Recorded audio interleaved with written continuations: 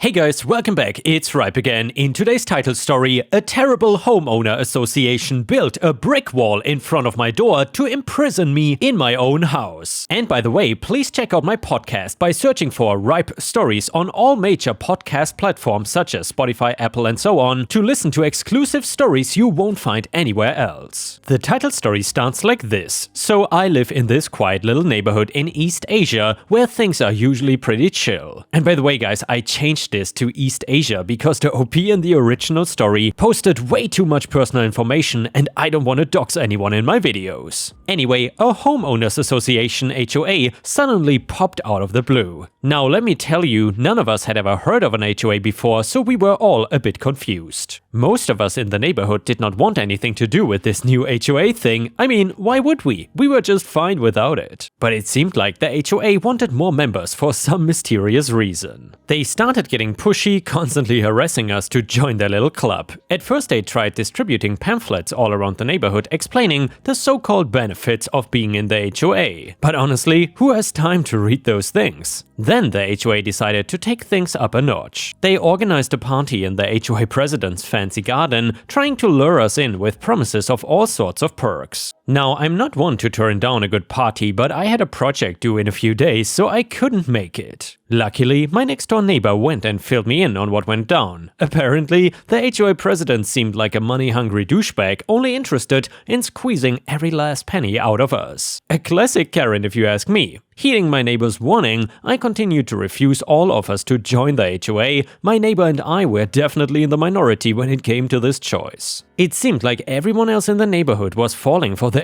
HOA's spiel. And let me tell you all, that decision did not come without consequences. The HOA started targeting us for not joining their little club. They started writing up stupid fines in our names for the most ridiculous reasons. They accused us of not putting out our trash on time or having it out too early. They even had the audacity to fine my neighbor for owning a dog that weighed over 10 kilograms. Can you believe it? He had a beautiful husky and they had the nerve to penalize him for it. The HOA was relentless in their pursuit to make me conform to their rules. And let me tell you, things took a ridiculous turn. So one fine day, I received a notice from the HOA stating that I needed to have my front door repainted and the doorbell changed. Seriously, I'm not kidding. According to their arbitrary rules, my door color had to match the rest of the houses in the neighborhood and they decided it had to be plain old white. To add insult to injury, they wanted me to remove the beautiful brass door knocker that I had added because it did not fit their aesthetic vision of the neighborhood. Now, hold on a second. When I bought this property years ago, the door was originally white, but I had it repainted to a stunning deep turquoise and added that classy door knocker to match the overall look of my house. I loved it and so did my friends and family, but apparently the HOA had other plans. Naturally, I refused to comply. Why should I be subjected to their ridiculous demands when I had not even agreed to be a part of their HOA? It made no sense to me. Plus, I did not get any of the so-called perks that the other HOA members enjoyed, so why should I bear the cost and hassle of repainting my door and removing the knocker?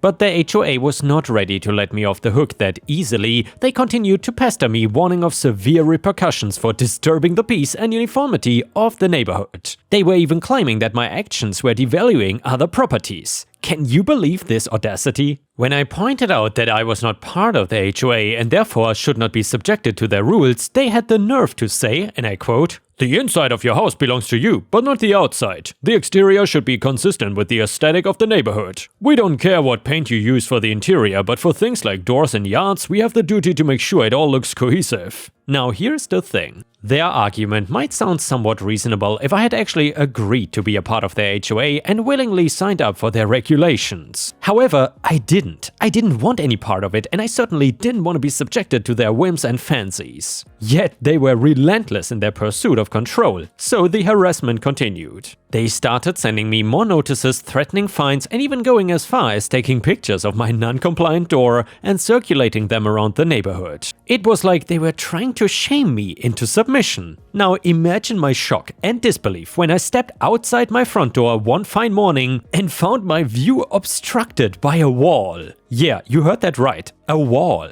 It was not a towering monstrosity, maybe a little more than 5 feet, but it was built just inches away from my entrance, making it basically impossible for me to squeeze my way out of my own front door. I was trapped in my own home. Let me tell you, I was beyond confused, scared, and absolutely furious. Who in their right mind would have the audacity to pull off such a stunt? It was clear to me that whoever did this had crossed the line of common decency. To make matters worse, the windows on the ground floor were all fitted with grills, turning my desperate escape into some kind of parkour adventure. I had to make my way down to the first floor, maneuver my way through obstacles, and attempt a daring exit from my own house. Which all sounds pretty cool as I type it out, but doing all that in a formal attire was a horrible task. Before taking any action, I decided to review the footage from the CCTV system I had installed, another necessity due to the HOA's harassment. And then, lo and behold, the cameras captured the entire ordeal. It turns out the HOA members were the culprits behind this outrageous act. They broke into my property late at night, and there it was, plain as day, the evidence of them constructing that damn wall. I had reached my breaking point with the HOA and their entitled attitude. I promptly copied the incriminating footage onto a hard disk, and once I managed to make my way out of my barricaded house, I wasted no time in contacting the police. As luck would have it, I spotted a few HOA members loitering around my property, either to keep an eye out for my reaction or to threaten me with more repercussions. But when they heard the blaring sirens of the approaching police, they scattered like frightened rabbits. I greeted the arriving police officers and showed them the sorry state of my property. I also handed over the hard disk containing undeniable proof of the HOA's criminal activities. Among the captured faces of the offenders, the camera also showed the unmistakable image of our beloved Karen, the HOA president himself, standing back and giving instructions to his minions. So what I did was, I pressed charges against the entire gang of HOA goons, and the police wasted no time in tracking them down and arresting them. Thanks to the clear evidence that I had, the HOA president and his minions found themselves behind bars pretty soon. After seeing the homeowner association go so far in enforcing their rules that they resorted to committing a crime, many civilians decided to leave the neighborhood. The remaining members who tried to keep the HOA afloat faced an uphill battle. Running the association turned into an absolute nightmare for them, and when the pandemic struck, the final blow was dealt. The entire HOA dissolved into oblivion, no more petty fines, no more threats, and no more absurd rules. No one had tried to form the association again until now, and I hope no one will, because this HOA was a damn nightmare for the whole neighborhood and especially me. And here, Ripe Stars, it seems like what HOAs hate the most is if you live close to an HOA neighborhood and you refuse to join, they will try anything and everything to force you into joining their damn association. However, I guess if you stay strong and stick to the law, then you will persist. Either way, if you enjoy the HOA stories, please don't forget to like the video, because that would help me tremendously. Thank you so much. A couple of years ago, I ordered an express parcel delivery from the UK to the USA via one of these third-party parcel shipping companies. For those who are unfamiliar, they are a middleman and they hold huge accounts with UPS, DHL, FedEx, etc. They then offer cheaper parcel rates and pass some of this discount onto the customer. So I ordered an express 48-hour delivery with one of these delivery companies for my 2 parcels to the USA. This cost me around £100 for the 2 boxes, and from experience using this delivery company in the past, they have a delivery guarantee which offers me a full refund of all carriage charges if any part of the shipment is not delivered within 48 hours. A few days later, I was told by my customer that the boxes had arrived 2 days late. Not a problem, I checked the tracking number and it had held up at the UK-based air freight terminal, which entitled me to a full refund of the carriage charges. I then contacted the delivery company, but I was told that although I was fully entitled to a refund, I would have to speak to the third-party shipping company. I contacted them by phone and I was told that they don't issue refunds for delayed parcels. I explained that this was a guaranteed service and the delivery company said that I was entitled to a refund. At this point, I was passed on to a manager by the call center operative without even asking. The manager was very obnoxious and was not bothered that my parcel had been delayed. In his opinion, I should not expect it to get there on time when I had paid such a low price. So you want a full refund just because your parcel is delayed? Yes, I do, because that's what's in the terms and conditions. But you didn't buy the extra insurance. No, I didn't, because the delivery already included £1,000 of insurance anyway. Well, we don't do refunds for delayed parcels, and especially if you have not paid for the insurance. At this point, I was getting pretty annoyed because he was making up this idea of buying insurance to cover for delays. The insurance only covered total loss and damage anyway. So I explained that if I did not receive a refund, I would simply initiate a chargeback on my credit card for the payment. At this point, he raised his voice and told me, "Fine, try to do a chargeback then. We will find it and you won't get a refund. Yeah, your parcel was late, but that doesn't mean you get a free delivery." I ended the call and got straight on the phone to my credit card company. They went through a rigorous process with me and asked for a copy of the original invoice, the terms and conditions, etc. Within 24 hours, they had refunded the full amount back to my card and sent me a letter giving me the reasons they found the chargeback in my favor. It also explained that the merchant, the shipping company, had 30 days to contest the chargeback. However, 30 days came and went and the money was still showing as refunded. 6 weeks later, I received an email from their customer service team telling me that they were willing to give me a partial refund of 10% to compensate me for the delay. Obviously, somebody had not realized that I had initiated a chargeback and now it was too late. So I replied and politely explained that I was told by the manager stating his name to initiate a chargeback because their company does not issue refunds even when their terms and conditions say so. Therefore, as far as I was concerned, the matter was now closed as my credit card company had given them 30 days to reply to the chargeback and they had not replied. Therefore, the chargeback was granted. Not only did I never hear anything back from them, but I have not used this company since. The next one is titled, "Don't Mess With Me." In college, I had a randomly assigned roommate that I didn't get along with at all. Our personalities were just on two opposite ends of the personality spectrum and we clashed. The only things we had in common were that we went to the same college and lived in the same apartment. That's it. Anyways, it was a nightmare living situation. The apartment had 4 rooms and 2 bathrooms. She and I shared the same bathroom as our rooms were next to each other. We had 2 roommates on the other half of the apartment that we both got along with. After over 8 months of just pure passive aggressiveness towards each other, like I would put sticky notes on her days-old dirty dishes and she would put my wet laundry on the floor, she decided to report me to the apartment management for bullying her. Honestly, we were doing it to each other. However, the apartment management took pity on her because I was tall and athletic and she was 6 inches shorter than me and very thin. She claimed I physically intimidated her and she was scared to live with me. She did this because she wanted to move to a new apartment without paying a $500 fee, but instead the apartment issued a written warning. The warning stated that we were not to touch any of each other's personal belongings without written permission.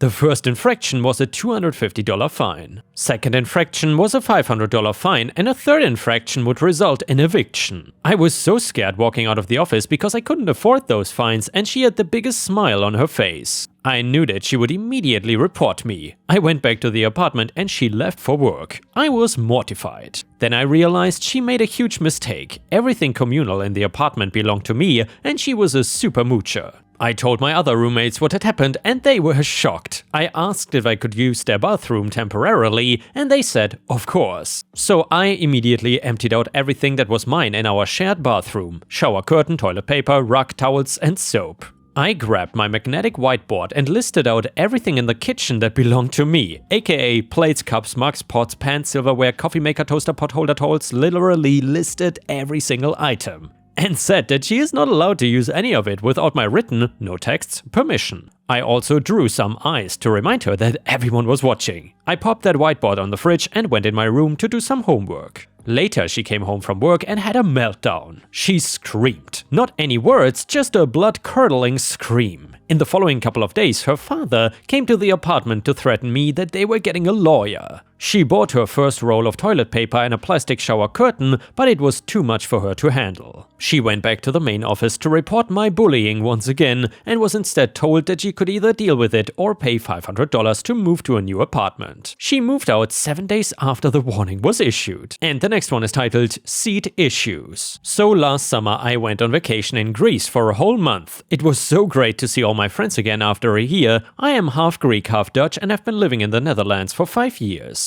To fly back home takes a whole day because connective flights and such. We booked a whole row of seats and an aisle seat for me. Cue in the Greeks who asked me to move one row back and at the opposite side so the wife could sit next to the husband. As they were flying to a foreign country, I was nice and gave up my seat and went to the aisle seat the wife was sitting at. After a while, the couple said, "Oh, you have a middle seat." I was confused because the wife was sitting at the aisle. And I said that was not the agreement and I want my seat back. The couple said, "Oh well, now we have switched, nothing you can do." While they grinned and laughed thinking that they played me. I was pissed because they were a-holes, but I noticed that the attendants were shutting the plane door, so I just smiled and told my family to calm down and that it will be alright. So after we took off, it's a 3-hour flight so it's not that short, I was still in an empty row. I had all the space to myself and was comfortably lying over 3 seats that I had to myself. The couple noticed and made a sour face. They asked if I could move to my original seat. That's when I said, "Oh well, now we have switched, nothing you can do." It was amazing to see my whole family and the surrounding seats trying to cover their laughs. Even the flight attendants were grinning. It's not a very exciting story, but I found it Reddit worthy. And yeah, Ripe Stars, if you've ever gotten any sort of petty revenge on people in planes, then please let us know in the comments because I would love to hear your petty revenge story. And the next one is titled Karen Code Enforcer. My daughter's friend and her mother, single mom, live across the street from a male Karen who is also a town code enforcer. Somehow, Karen offered to cut her grass, only has a front lawn and it takes less than 15 minutes to do, for money. He was charging her $50 every time, which is typically weekly. So that comes to about $200 to $250 a month from April to September. And then he complained about doing it, he approached her to do it and would stalk her for the money if he did it while she was not home, like wanting his money while she is carrying groceries into the house. I told her she's getting robbed and don't deal with that a-hole because nothing good can come from it. More on his non-related to his behavior later. One day she saw a lawn service crew working a few doors down and decided to ask how much for her lawn. $75 a month, and as they have a contract with the other house and they would be in the neighborhood anyway. And the lawn is really small, so she agrees and tells Karen she does not need him to cut the grass anymore. And now for the male Karenness. The day after she told him, he was on her lawn with a ruler. He said the grass was too long and cited her for it. He apparently measured the only small patch of grass that's actually growing, because 99% of her grass is not long enough yet to cut. I was just there the other day and it is not long enough to cut yet. Meanwhile, the citation was 2 weeks ago. Talk about extortion. She filed a complaint with the city and has not heard back yet. This guy though is a real piece of work. He drives up and down the side street, almost crashing his car frequently because he is looking at everyone's houses for violations. One of my favorites was my neighbor across the street who was having work done outside her house. Nothing major, just replacing a bay window and some stonework added under it. Karen is staring and almost hit the worker's truck. He gets out and demands to see a permit. It is posted in the glass on the storm door, literally less than 5 feet from the work they are doing. He somehow gets into it with the workers and the homeowner comes out. All I could hear is the homeowner very loudly and sternly say, "How much more prominent do you want the permit the city issued me to be? It's exactly where it says to put it. If it's not big enough for you to see, you need to tell them to make bigger permits so you can see them." 2 days later, the homeowner got a notice that her taxes are going up because she increased the value of her house. The best part is, they were not even done doing the work yet.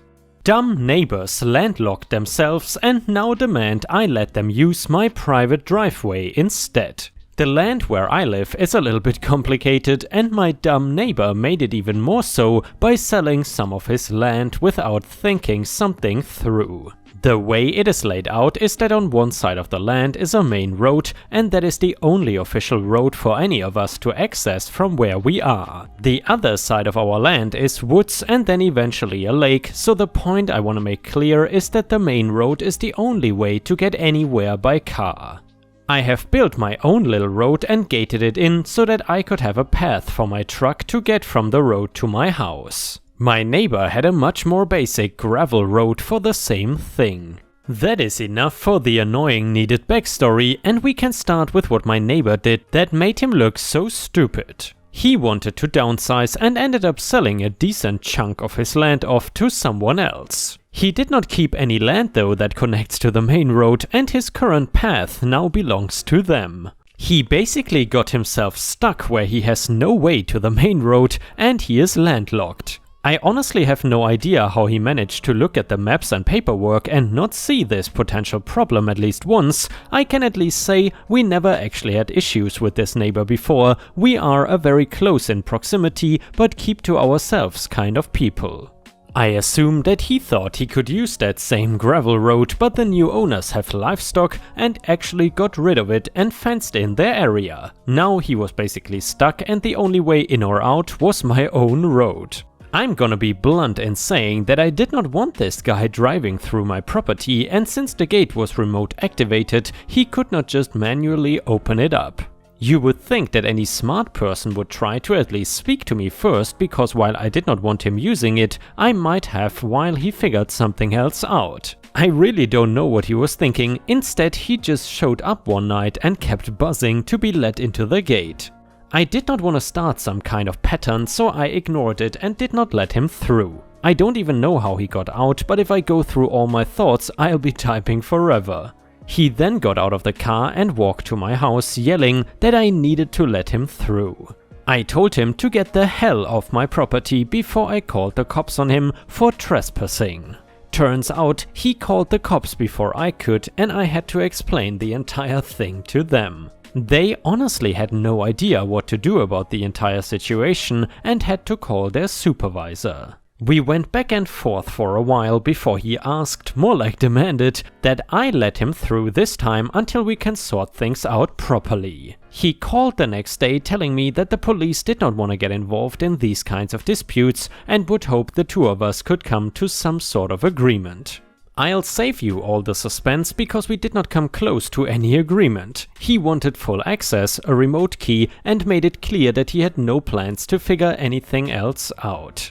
I put my foot down and told him that he was not allowed on my property anymore. I thought it would be the end, but he tried to actually get a lawyer on this thing. Despite him trespassing on my property and calling the police, he was now trying to get me in trouble for not allowing him to use it. They were trying to argue that I was not allowed to block any sanctioned road. I had to go and hire a lawyer who told me that I was very smart for not giving him access because now he cannot claim that I took it away. The biggest flaw in his whole case was simply that it was not a real road that I was denying him access to. I know I had been calling it a road due to its length, but really it is just a very long driveway. It goes from the main road and then to my house, which I at least see as a driveway. And even if it isn't, it is still a private road. It does not have a name and it would not be on any maps since it is not sanctioned. In fact, to get to his house, he would need to get through my gate, drive to my house, and then from there drive on the grass all the way to his house.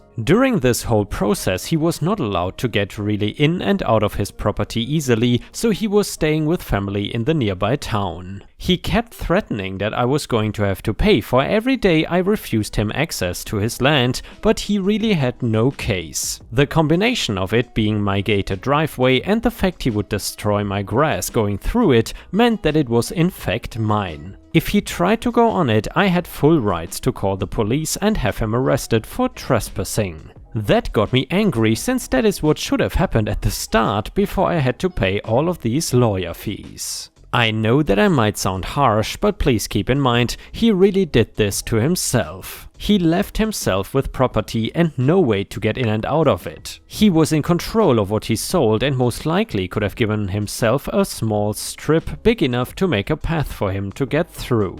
Instead though, he just assumed without asking that me and even the guy he sold the land to would be fine with him coming and going through our property. He made a really dumb decision and instead of trying to rectify it, he doubled down by making more bad choices. Now, you might want to know what he did since he had this land he could not access. The other guy was brought in and the three of us mediated possible solutions. I would sell him that strip of land between the properties so he could make his own little path. The other guy even offered the possibility of moving the property lines around so that he would still get the land he paid for, it would just be shifted to work a little better. My dumb neighbor wanted none of these solutions and instead was fixated on that one of us needed to buy his property. The other guy just couldn't do it after just buying, so that left me. I really did not need the land and wanted to say no at first. His lawyer thought so and made a decent offer on the land, and I decided I would buy it and figure out what to do with it later. My lawyer fees were going to come out of pocket because I knew trying to sue the neighbor would just be more stress than it was worth. I allowed moving vans to use my driveway that one time just so I could get him out of there without issues or police. Maybe in the future he will make smarter decisions, but I sadly doubt it.